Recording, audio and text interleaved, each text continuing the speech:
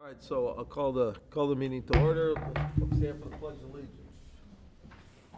Pledge allegiance to the flag of the United States of America and to the republic for which it stands, one nation, under God, indivisible, with liberty and justice for all.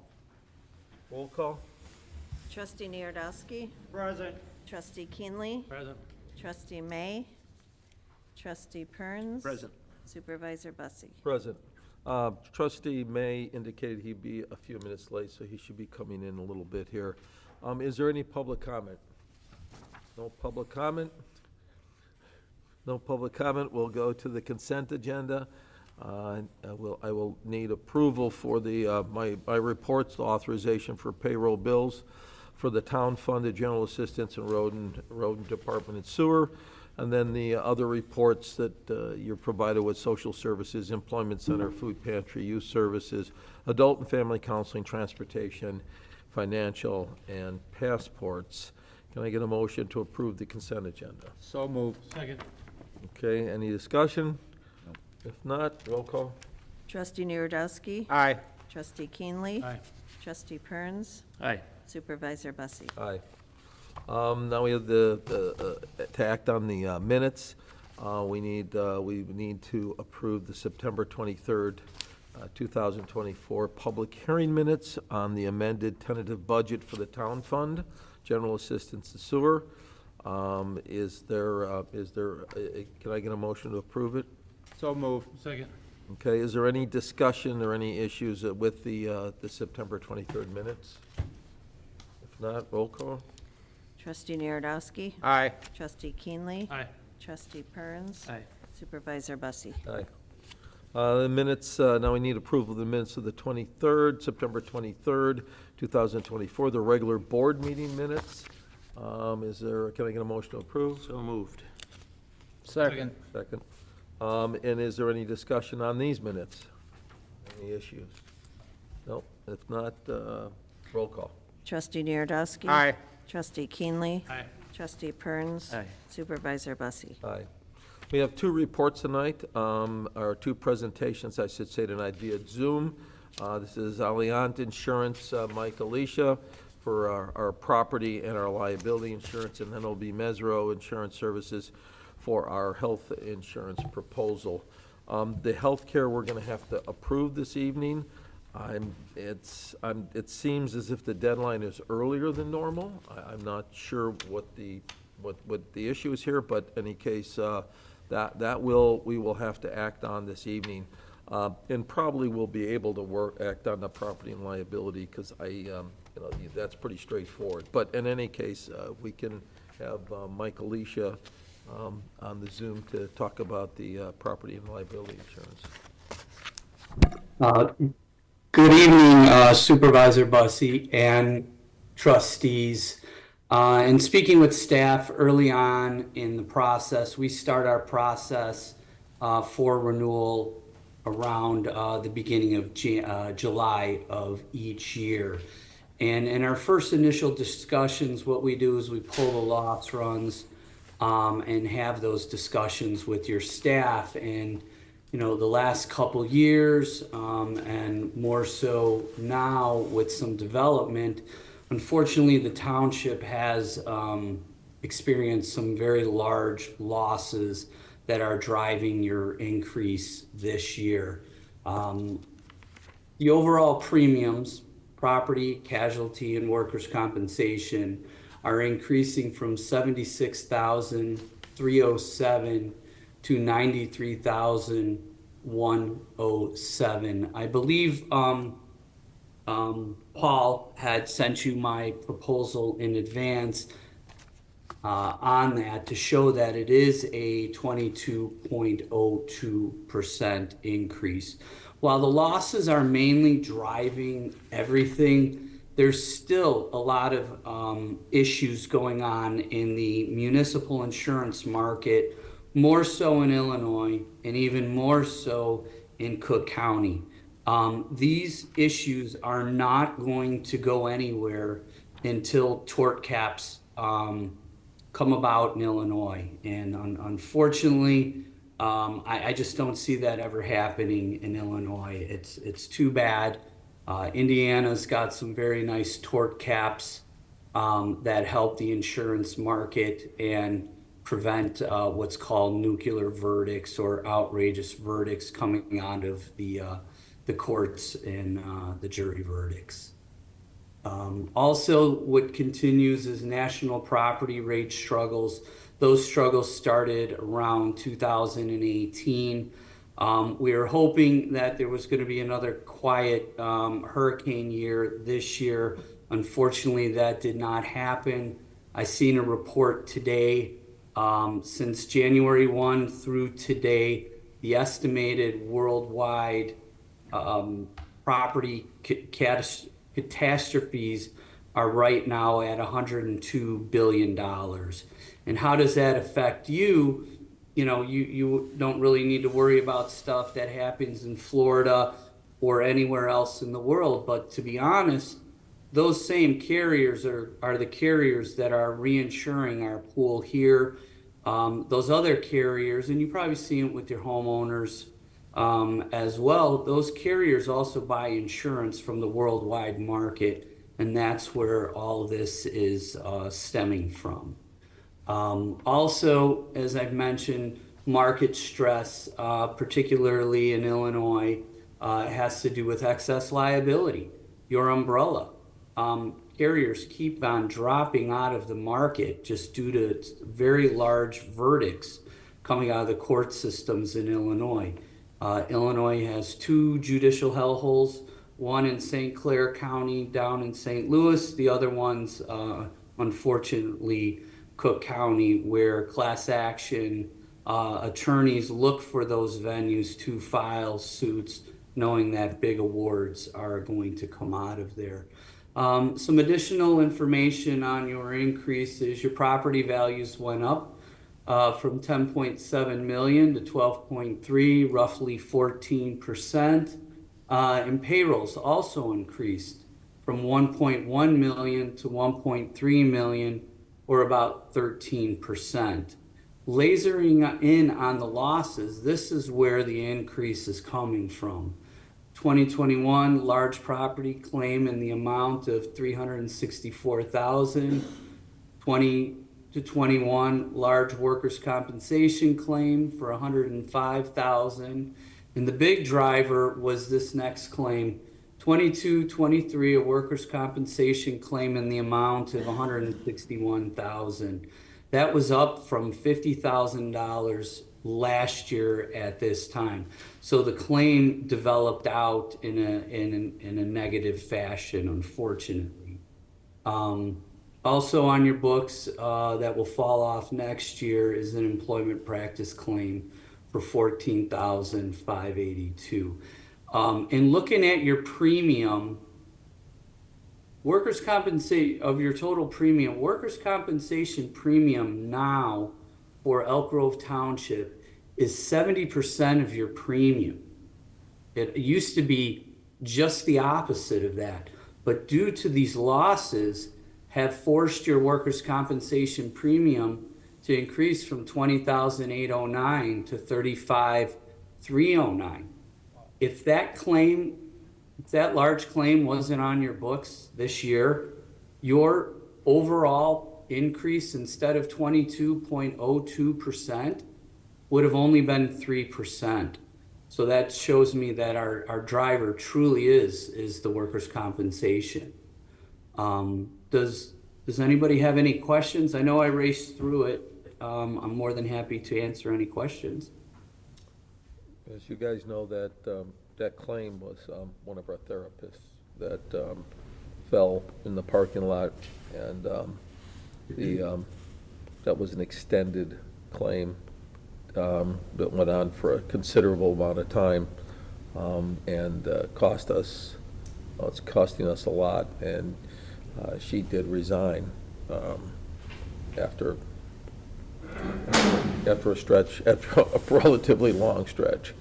So unfortunately, as Mike was saying, that has really impacted our premiums Because, as he said, it would have been up, but not anywhere near like this. How long is it, Mike, how many years does it take for it to fall off? Is that 5 years? 3 years. So we have 2 more years off this claim from 22-23 renewal cycle. If I may, I'd like to point out, it's nothing the township is doing. It's been just an unfortunate stretch of some losses. If anything, the township is doing exactly what it should be doing and has historically been very proactive, asking very good questions, having me review things, and this is why we buy insurance for these losses. I just wanted to point that out. Okay. Does anybody have any questions for Mike? No. Obviously, I don't think we really have any choice in this matter. Until these claims fall off, which is, he said, 2 years, we're going to be paying more than normal, assuming that we don't have any other issues. I really believe that was a unique situation, unfortunately, a very unfortunate situation, and I don't foresee anything like that happening. I mean, it's very unlikely something like that will happen again, but it's going to haunt us for another 2 years. If I may, next year, if the township holds the line and continues, knock on wood, no losses this year, the drops will start next year, and the second year more so, and then that third year it will fully fall off, and hopefully the township can get back into exceptional losses, which is what you historically have had. If there's no questions for Mike, then I will. Thanks, Mike. Thank you for coming on. I think that was a very comprehensive explanation. This is a side comment. I have a place in Florida, and the hurricane one, this last one went right over our house. So, and they've had 3 in a row down there now, which is extraordinarily unique. But it really puts the reinsurers under pressure, I know. And that has implications, yeah, across the board. Okay, is there any other, no questions? And thank you very much, Mike. Thank you for coming on. Thank you, Supervisor and Trustees. Thanks. Thank you. All right. Our next presentation is from Mesro Insurance Services. It's not Mike Ballin, who's been our agent for a long time. It's Juan. So I shared some information with Erica. First, I'm going to start with, thank you for having me here, Mr. Rossi and Trustees. My name is Juan. I'm from Alliant. I represent and go over handle the medical, vision, and dental policy. Let me start off with some just medical trends. Being in the small group market with ACA, really, there's no reporting, no claiming experience. It doesn't matter if you have high claimants or low claimants. You're kind of just subject to the ACA. So the standard trend, 10 increases is what you're going to get. And unfortunately, here in Illinois, with Blue Cross and Blue Shield being the monster that they are and holding, close to 80% of the market share for small groups, you're kind of stuck with what they give out. And today we're looking at a 9% increase, which is below what we've seen in the market for 2024. The average increase nationwide has been 13 to 15%. And again, we're only going up 9%. And those trend increases are just based on, the providers, negotiation PPO contracts, doctors and hospitals wanting just more money. With prescriptions, it's kind of the same, no change there. Just pharmacies and industries just kind of giving the max on cost versus, what labor and material really does to create the prescriptions. And again, effective December 1st, you're looking at a 9% increase. We do go out to market, and we did approach United Healthcare, and they're coming in higher at 14%. And then the rest of the market, Cigna, United Healthcare, level funded, and Aetna are all level funded plans, which are unfortunately municipality, townships, government agencies do not qualify for. So we're kind of just left with Blue Cross and Blue Shield. And within Blue Cross and Blue Shield, you already offer some of the lower cost plans. You have 2 high deductible HSA options and then a standard PPO plan. So you offer 3 medical plans for employees to choose from, and 2 are already at the lowest possible plans. So 9% increase for the medical. We are looking for an approval to renew the policies as is on the medical side, and financials were also should have been distributed to the trustees to take a look at the numbers. Outside of the medical, the voluntary vision plan, which is through VSP, we're only looking at a minimal increase of 2%, which is paid by the employees, which is roughly $30 annually on the 12 people that are enrolled today, and those financials are also attached. But one thing I do want to talk about is, in talking with Erica and the group, we're looking to get an approval for comp site, which is an EAP program. There's some information that should have been included in my agenda as well. And an EAP is an employee assistance program that we're looking to hopefully start December 1st. This is a benefit to the employees.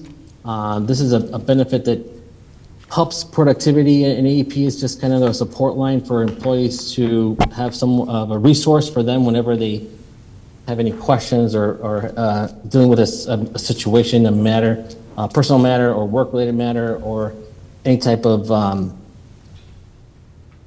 difficult time period that they're going through, maybe grievance, maybe someone passed away. EAP program is something that can help them, giving them resources to either call in or even face-to-face sessions with a certified counselor.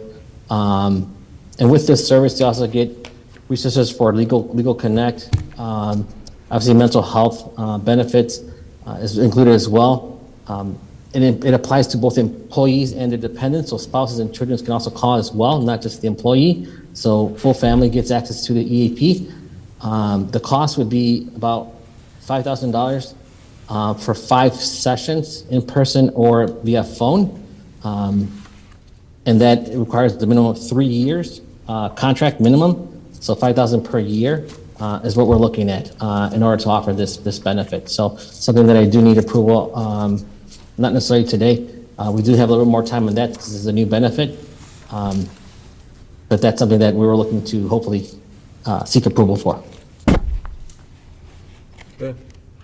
So we're limited, we're basically limited to Blue Cross and Blue Shield because of these, either the increases or we don't have the minimum number. Okay. That's correct. So we don't have the options we've had in the past. And the proposal that you put forward is basically a renewal of our current benefits, where we see an increase from 223.9 to 246.1. That's not including the comp psych that we could either, do we have the option, or we could either pay that or we could let the employee choose to take that, or is that something we as a township would have to cover? That's a good question. That would be something that the township would have to cover. That would not be an employee paid benefit. That's not an option under this policy. Okay. And then on the vision insurance, is that Erica? Is we're covering that right now, aren't we? Yeah. Okay. No, the employees pay for everything. Yes, Employees. That's the employees what I pay was that. asking. Yeah. Mm-hmm. So that's a voluntary plan if they so choose. Correct. Okay. So at this point, what we really don't have a choice, but I think we're relatively comfortable with the current plan, which looks like we pretty well have to choose. The increase is not excessive, and it is an increase, but it's not excessive. Vision is voluntary, and then we can talk about the comp psych when we get to our approval section. Does anybody have any questions for Juan at this point? No. Okay, Dick? No. I know you just got here, Brian. Yeah, no questions right now. Okay, David? No. No Okay, questions. all right, I guess that's good, Juan. We have to have this approved or accepted by November 1st? That's correct. How come, usually we would get this in advance, so we'd have a meeting to have it explained to us, and then we could approve it at the next meeting after we'd had time to go through it. Why did this come right before we have to approve it? So I think the information was sent a little later than usual, but I mean, within the, when the renewal was released, I think towards the end of September, by the time we got the information out from our office was early October. And so we had just missed the September meeting by the time that when the renewal was first released. And that's just, when Blue Cross got us the information. So a little delay on their end, but we did get the information out, I believe, early October. Okay. All right. If we have to do, we have to do it. It's just, I prefer, particularly in the healthcare, to be able to have a meeting for a presentation and then to be able to have the board members think through it and then come back and vote on it. Well, if you need more time, I mean, I can ask Blue Cross for an extension, and we can probably push it out for another week or so, but it wouldn't be more than that. Yeah, no, that But I can really- do that. Yeah, that really doesn't Yeah. help us. So, okay, we'll have to talk through this during the meeting. I guess that's great. If there's no questions from the board, I'd say thank you for making the presentation, and we'll obviously get back to you shortly. I appreciate it. Thank you so much. Thank you. Okay. All right, that's the presentations. Now we have the reports, the elected official reports, the assessor. Well, if you read my report, there was a very optimistic paragraph in there regarding a disabled veteran's claim. And we were ecstatic to be able to work through this until it got to the county. The county never informed us of a piece of legislation that prohibits a widow of a totally disabled veteran for going back 3 years for unclaimed taxes. I have to admit, my staff and I are appalled at this. First of all, we weren't told about the change. Second of all, the money expended in this state and to low prioritize a widow of a veteran who is 100% disabled because of Agent Orange, to me, is absolutely appalling. Now, I've gone through the piece of legislation. I don't think we have any recourse in this, but somebody needs to know that the priorities of Springfield are so far out of line as to be totally unacceptable. Fortunately, this woman is a lovely, lovely lady. She will get $17,000 back and no longer have a tax bill, for which she is truly, truly grateful. But we are incredibly disappointed at the result of this, and particularly that the priority of a widowed veteran is so low on the totem pole in this state.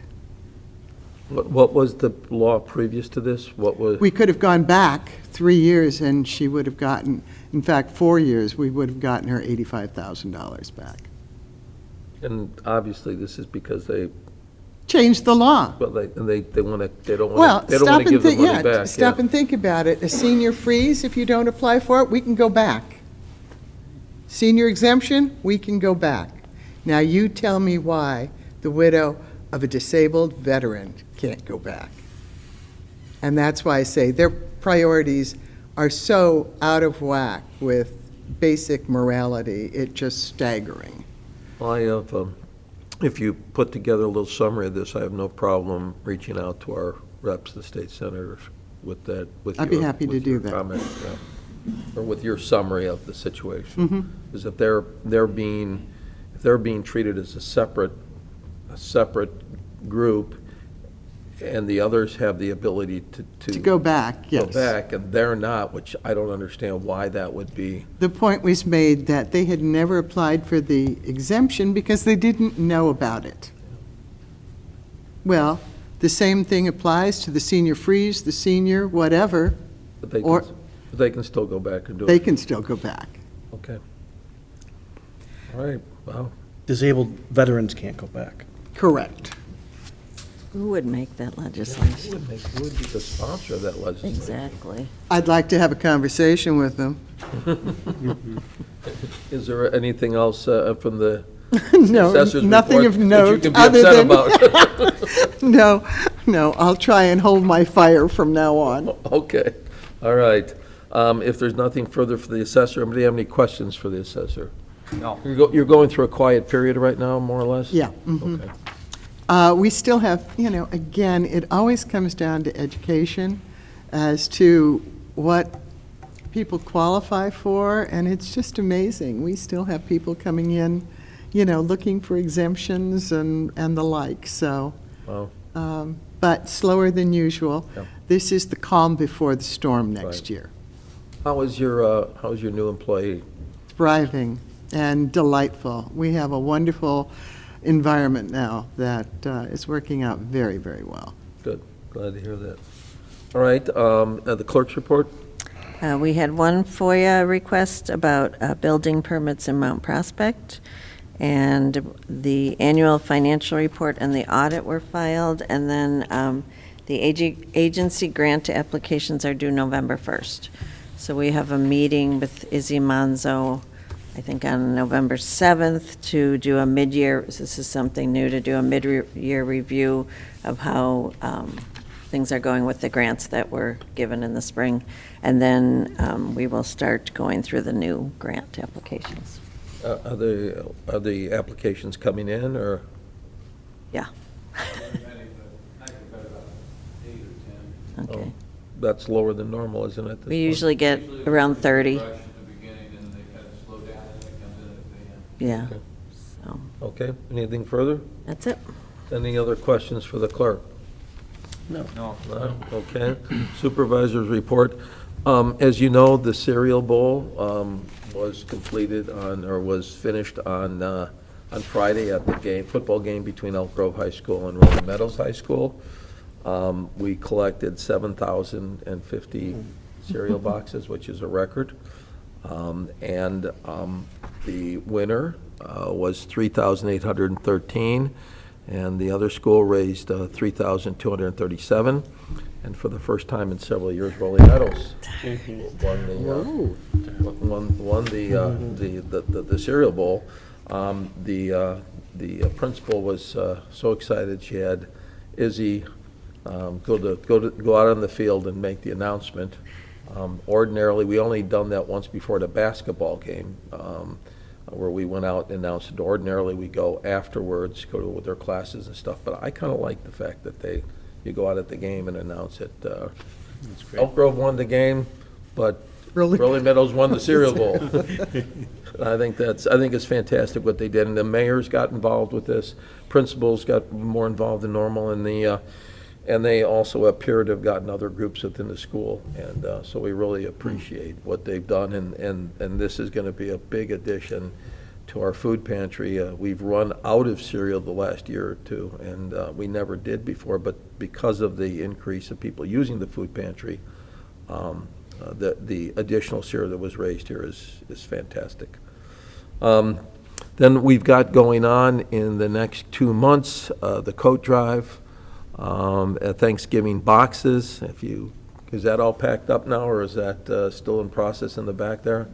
They've got the assembly line, and they've been different groups, community groups have been coming in and packing the boxes, which is great. And corporate groups as well too. So we're really pleased about that. We have at Christmas, we'll have the Christmas gift cards again, which we give the gift cards to the parents so they can buy the presents for their kids and give them to them. They can give it to them.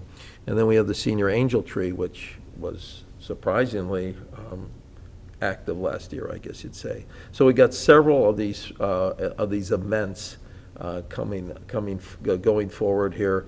This is sort of that time of the year where we sponsor a lot of those events. If I go back over to a variety of other things, in terms of construction, we have the Resident Services Office up and running now. I don't know if you guys have been back to see that. That's where we do the passports and where they do the handicap placards, as well as the fishing and hunting licenses. And Evelina is our Resident Services Coordinator, Director now, and she's got her little assessor's type office in the old conference room, and we're very pleased with how that's working. We have also looking going forward to making some changes in the front office, creating another office or two out of that in that area for sort of readjusting where different members of our staff sit, the deputy administrator, the dispatcher. They'll be making some changes that hopefully provide a little more efficiency for us. That probably won't take place. That'll probably be in the next budget is what we'll do on that. And then also coming next year is the fence, to replace the fence on the west side, as well as we're probably gonna, I don't know what we're gonna do with the gates yet. Of course, that won't be my decision. That will be the new board's decision, and whether we go ahead with fixing the gates or leave them the way they are. In the one other program there, or I guess you could say construction going forward, is the food lockers, the refrigerated food lockers, which would be outside the building, where residents that can't get here during the day or on the evening, can't get here during the day for picking up their food, can come in the evening. We give them a code, and they'd be able to punch in and be able to get into one of the lockers, and they would have food. They wouldn't shop for it. We'd have to put the food in there for them, and they would be able to get access to it that way. That's in process. We've had a custom design it because the way it came, the lockers are too small. So we've had to customize it so the lockers are bigger. And so I'm looking forward. That's unique, and I think that's a nice additional service at a minimal cost to us. So that's very good. One program we're probably going to do away with, close down, is the discount taxi fares. Nobody's using it anymore. I mean, about, what is this year? Maybe 10 people have used it this year? No riders since June. Since June. And at one time, Paul, what back like in 19 or? We had tons at one time. 20? Several years ago. Is it like 2,000 or something like that? Or? Oh, okay. No, it was like in the 400s in 2000. Oh, okay. Well, I sound way exaggerated. 400s or so. So that program has sort of fallen apart, I think, partially because it's sometimes just taxis are undependable now. They don't show up. And there's other alternatives that people have. So we're probably doing that program. What we're looking at is maybe developing a program with Lyft. Harper College does that, where we would provide a discount card that people could use so many times a month and get discounts on Lyft. The reason why this is something we're interested in pursuing is because the buses are limited to township borders. I mean, we'll go over a little bit, but and the TRIP program we're involved with the other townships allows people to go across borders, but for largely medical and social security issues, not for. I mean, and even on the medical, it's sort of limited on the medical as well too. So residents that need to go across the border to go somewhere medical or whatever the case may be, this program would help support them in doing so. It's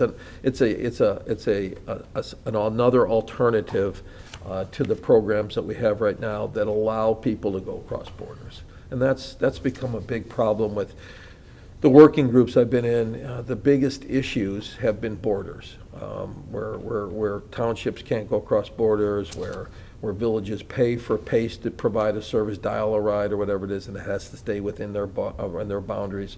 So the problem is going cross-border for people to go to medical appointments or whatever the case may be. So we're trying to find an alternative to that, which won't be perfect, but at least will provide some some assistance and people, and residents doing that. We also are looking to, and this is more rifle shot for specific groups, we're also looking to allow our buses to pick up, not, right now it's seniors and disabled. We're looking to pick up, maybe go to the manufactured homes facilities or communities, to pick up people there to bring them to the food pantry once a week. We'll set up a time where people get on a bus and can come over here to the food pantry, because in those communities, sometimes there's transportation issues as well, too. We're also discussing maybe providing the bus service included in our routes, veterans that want to come to the VSO office, or clients that need to go to GA or EA. But those are groups where there's maybe a special need, where we'll expand our bus service to, but we can't afford to do it for the general population as a whole. So that's some information there. Then in the youth services, they are now teaching the newcomers class in District 59. That's where they needed us. They didn't need us in other areas, but to teach the newcomers class. And I don't know, Izzy, do you want to explain what that is a little bit, the newcomers? Sure. District 59 is seeing a huge increase in newcomers, so people coming in from Venezuela and Ukraine, Russia, a lot of language barriers. So we're talking 6th, 7th, and 8th graders with like first grade reading levels. So they've been separated from the general population in the school, and they're kind of handling that on their own.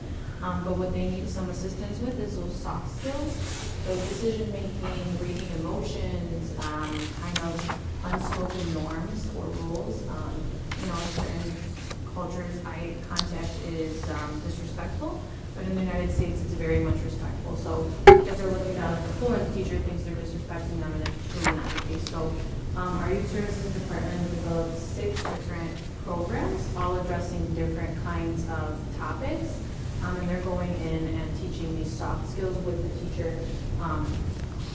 The teacher is given the presentation ahead of time and giving feedback on whether the children will understand it and if they will be able to participate.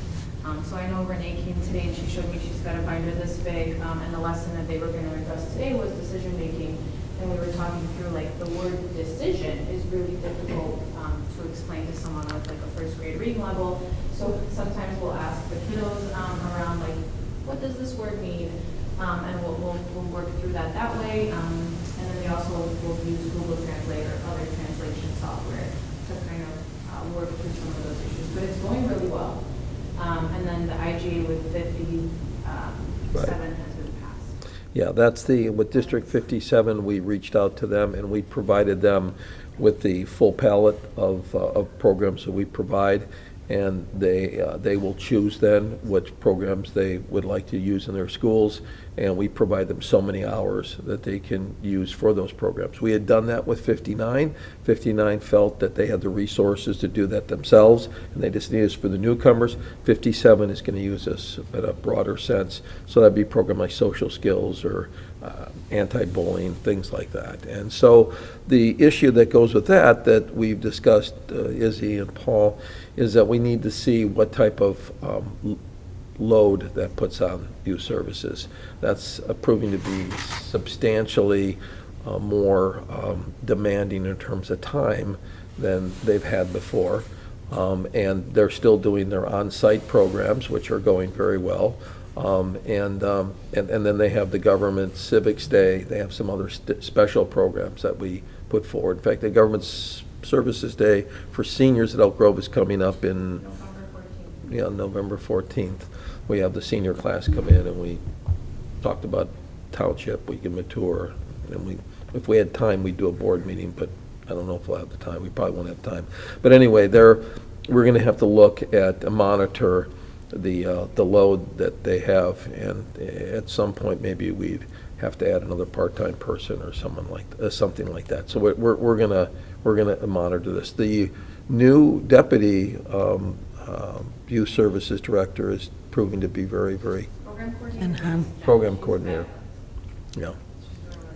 Yeah, so and she's doing the bike safety, but she's also a facilitator of these programs too, and she's doing a fantastic job. We've had some really great hires here recently, just some fantastic ones. That we then go on to the next, we're also looking still for another bus driver, which is not easy. We have 4 buses now that are operating, and we need a 4th bus driver for flexibility, as well as we have a bus driver who's probably retiring in spring. So we're trying to bring one on now to overlap, and then maybe we'd have to look for another one after that. But right now, we need, we need to get a bus driver on board. And then we're, at some point here, when Paul fades into the, into the sunset, we'll need we'll bring on a new deputy administrator, and Izzy will be very directly involved in that hire, because she's going to be working basically for her, with her. We did have one departure. I don't know if you knew that Rose, our dispatcher, decided to go back to work at the airport.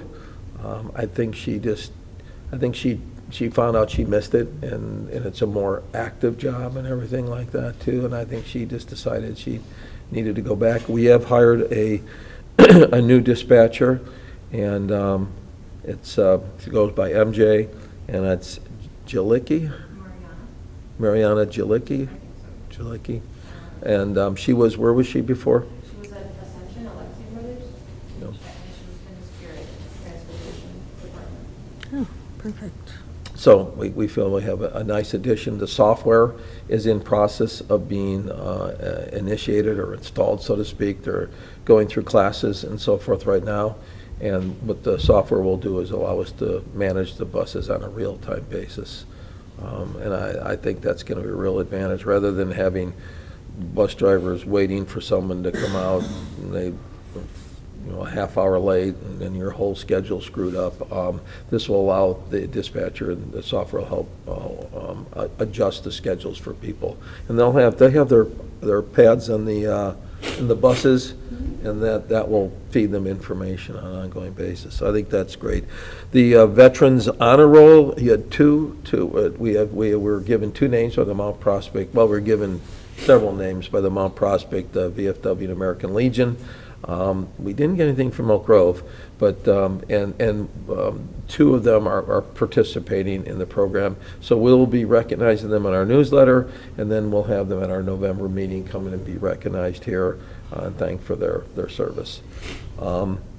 With the toy conference is coming up on the 12th, 13th, I think it is. 12th, 13th. It's different this year, and I know that's why some of you guys had trouble going. Instead of starting Sunday and ending Wednesday, it's starting Monday and ending Wednesday. But instead of starting the night before and then having Monday, attend one day and then head back the next night or next morning, now you have to eat up 2 days of work. And I don't know why they switched it, but I will attend. I think David's going to attend for one day. And then we have Corey and Andrea and Renee will be down there. So we'll have a nice presence. I think Corey's going to carry the flag in again, I think he said. Last year they pronounced her name all wrong. I don't know, somebody else's name they said. I don't know what it was. But hopefully they'll get it straight this time. And then finally, I just put this out there. We won't vote on this till next week, next meeting. But I was going to look at, and I talked to a couple of you, changing the meeting in December. We had moved it forward to the 16th. It means that the meetings are very close together. Also, I have a potentially conflict too, so I'll be looking to change it from the 16th to like the 18th or 19th, move it back a little bit in a week. If you can look at your schedules to make sure that's not a problem for you guys, we will address that at the November meeting, but I just want to give you a heads up on that. And I think that's about it right now. Does anybody have any questions for me? No. Okay. Well, you guys are easy crowd. Huh? All right, what I need is a motion to approve the elected officials' reports. So moved. Second. Okay, any discussion? If not, roll call. Trustee Narodowski. Aye. Trustee Keenley. Aye. Trustee May. Aye. Trustee Perns. Aye. Supervisor Bussie. Aye.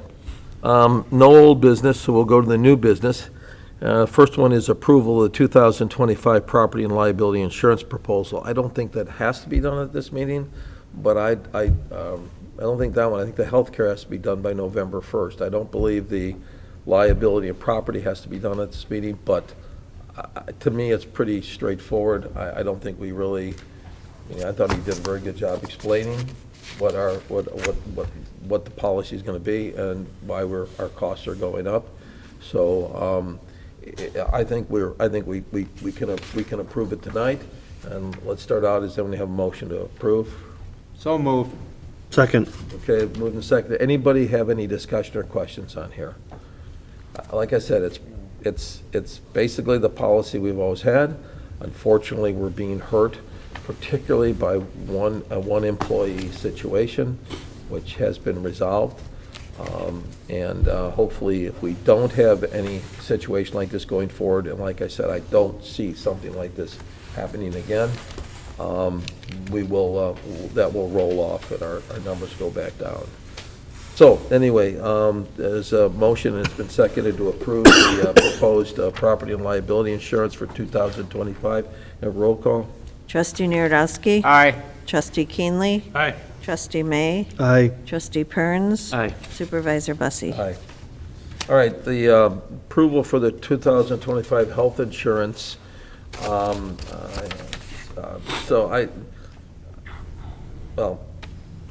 Let's get a motion to, let me do it this way. Ordinarily, we are given this like in October, and then we have till December to approve it. Or we'll get it in September and have it in November. Usually, we have a time to talk through it, and then to have a month where you guys can look at it, and then come back and vote on it. That's not going to be the case here. We have to have it approved by November 1st. Or he said he'd get an extension for a week, but that's not going to matter. I think that given the fact that the policy is going to stay the same, that we really don't have options like we usually do, and that the increase is relatively modest, given what a lot of insurance is. I think we might be able to move forward with that if you guys agree. The voluntary visual eye insurance is, I think, is what it is, and it's up to the employees if they want to take advantage of it. Question would be, do you all want to proceed with the ComPsych, which is $5,000 per employee? That's the year, for a year. Per year? I'm sorry? For the whole year, it's $5,000. Yeah, for the whole year, yeah. Not per employee. Oh, it's not per employee, okay, just for, I got the impression this was per employee. I said it was huge. Okay, if that's the case, I just want to make sure that's the case. Yeah, it says for 20 employees, George. I'll cover 20 employees? Okay. What is our employee count? Pardon? It's a 3-year commitment, so it would go on for 3 years. What if we go over 25 employees? Then I'm sure there's a clause for that, but I don't believe that 20 employees would call in at the same time, the same year. Yeah. Right. For small business. Let me ask you all, as employees, do you feel this will be used? So you used to have something in your did policy. have, when I first started, we had an EAP It's also listed in the handbook that we that offered. we offer. It's very beneficial. If you have an employee who's going through a death in the family, any kind of mental health issue, substance abuse, something like that, instead of having those difficult conversations on your own, you can refer them to this program, or they know about it and can get the help that they need on their own. So you don't feel it's appropriate for our therapist to meet with the employees? Okay. And not all of them are in the township. But it's good because it can get them started, right? So if they talk to someone on the phone and realize, okay, maybe I need a little bit more assistance, maybe they don't have the time to wait to see a therapist through their insurance, so it's just something that helps them. But it's not even mental, there's legal consultation, financial Yeah. consultation. Child care assistance, there's a lot. So it's a benefit for Yeah. all the employees.